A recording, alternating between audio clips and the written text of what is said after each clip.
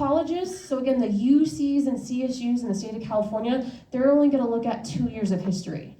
They do want 4 years of English, so they'll have that with us. Math, a highlight here, they actually want 3 years of math, okay? So the minimum for them is Algebra 2.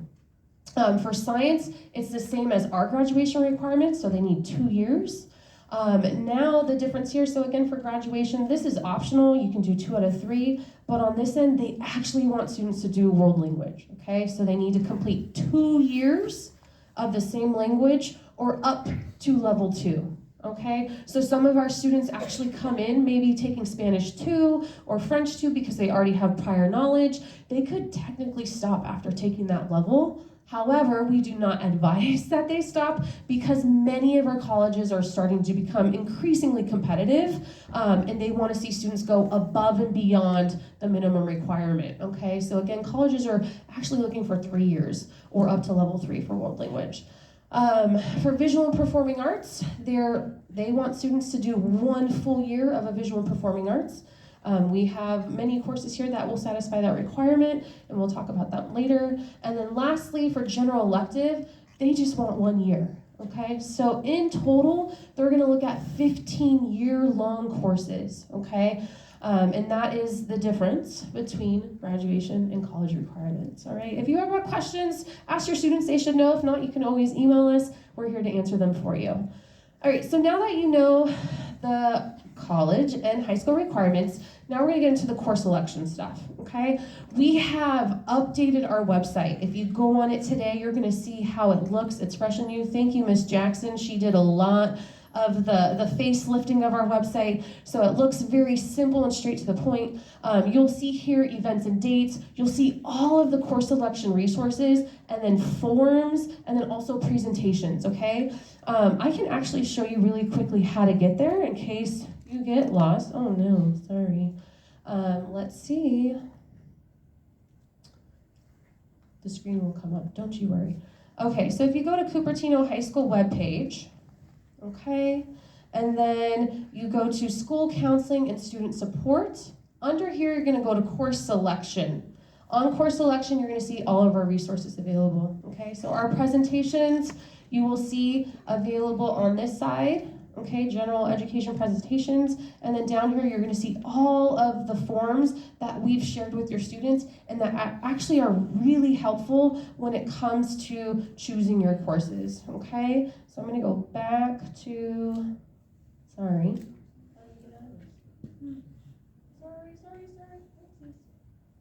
There we go.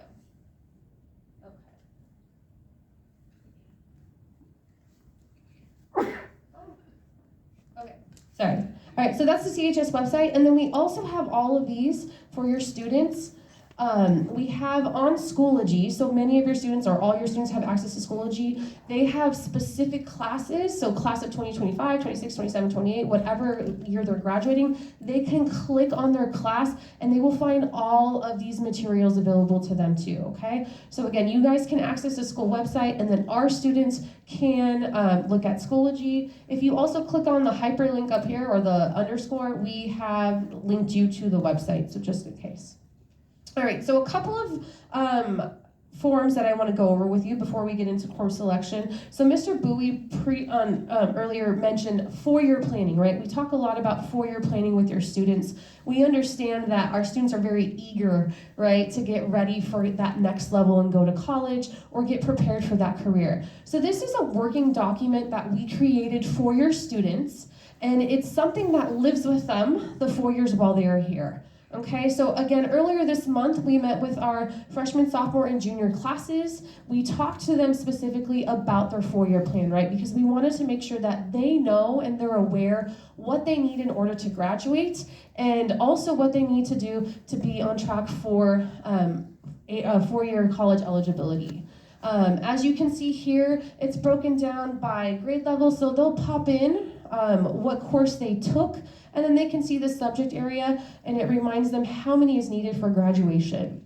One other thing that we highlighted on here, and is really helpful for our students because we, again, as a guidance team, we preach balance, right? We don't want students to overload and overextend themselves. We know that this area, again, is very competitive, but we want our students to take things that they're interested in, but also not give up on things that they really love doing, right? We see this a lot junior year where students are like, oh my gosh, I can do AP and honors everything, I'm gonna do it, right? But then at what cost? They're not sleeping. They're not taking on that club leadership responsibility anymore. Maybe they're not playing sports, right? Maybe they're not spending time with their family, and we don't want that for them, and neither do colleges, right? Colleges want them to be well-rounded. So this is color-coded, and when students fill it out, they'll see, okay, if you have 2 or less honors in AP, that's green. That means that's a good challenge, that's a good schedule.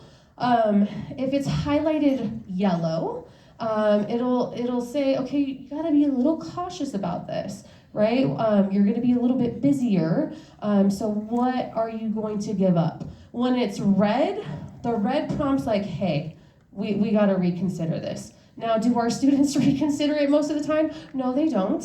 But hopefully there's a conversation going on at home, right, to talk to students about that balance and to make sure that they're taking courses that match their interests, align with their goals, and their future plans, right? I know a lot of our students like to be competitive amongst their peers. So again, hopefully using this document and pulling it up and walking them through it and having that conversation, we can get them into a good place. I think the yellow is a good place actually for them. So moving to the next slide. So 2 other important documents that are helpful while your children are selecting their courses. We have a form called Recommendations for Advancement, okay? A lot of our students come in our offices and they ask like, I got a B in Chem Honors, and I really want to take AP Physics C next year, right? Am I going to be ready for it? So those are all great questions that we want our students asking. We have recommendations for advancement here from each department, okay? So for students, as you go down, you can see math and science, you can see history, right? It'll tell you students are successful in this class if they likely earned a B or better in this class and are currently enrolled in this class, right? So this is a document that's helpful when students are selecting their courses. And then we also have frequently asked questions, right? Like, can I take a course over the summer? Is that going to be added to my transcript? Short answer is no, it won't. But there's also, again, more questions on here. How many honors in AP should I take? Can I change my courses after I select them mid-year? These are questions that are asked quite frequently, and we have them available to you. So again, this is on our resource page. Very helpful when it comes to those discussions with your students. All right, now before we get into our course offerings, a couple more things that we want to talk about, and it's about selecting courses and striking balance, okay? So some reminders, and we tell this to our students, is that as a district, we guarantee our students a full schedule, and a full schedule is 6 courses, okay? I know we have 7 periods throughout the day, but a full schedule is considered 6 courses. So we guarantee students 6 courses here, and when we are meeting with them, we are asking them to choose their 6 courses that they want, okay? Another common question that we get is, can I take 2 sciences, or can I take 2 maths, or can I take 2 PE classes, right? We, again, as a district, we cannot allow students to double up in any department.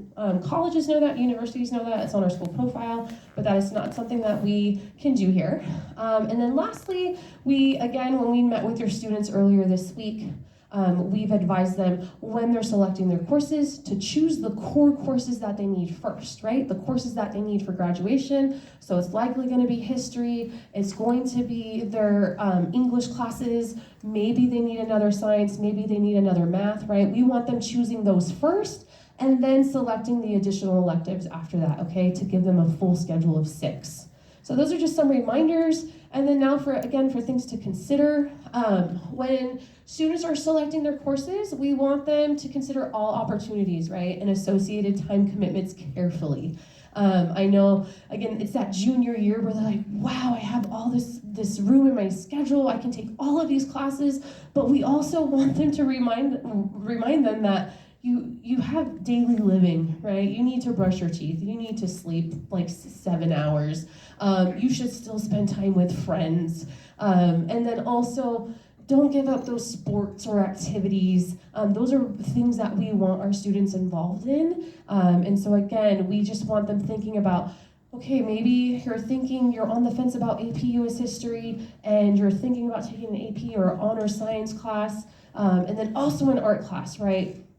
All of these courses require added time.